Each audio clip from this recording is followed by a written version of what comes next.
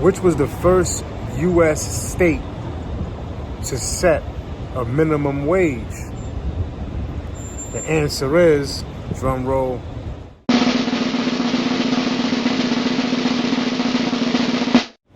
the answer is Massachusetts, and that was in 1912. After the Gilded Age, and the United States began to do so well, economically speaking, industrialization flourished and blossomed, and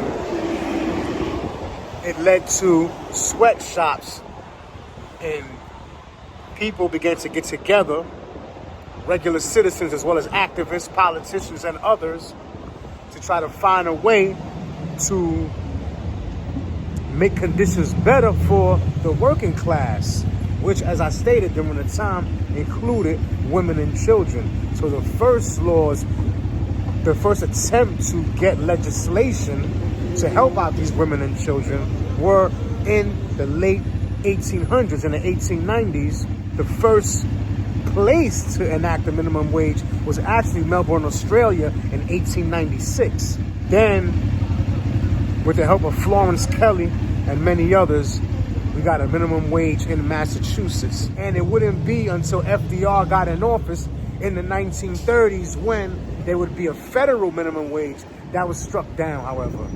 Part of what helped them get the legislation passed was the Florence textile strike, which went on for 10 weeks. This is what is known as the Progressive Era.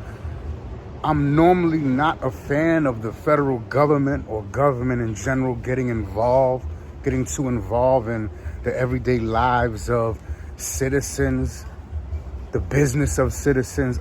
At the time, this was needed.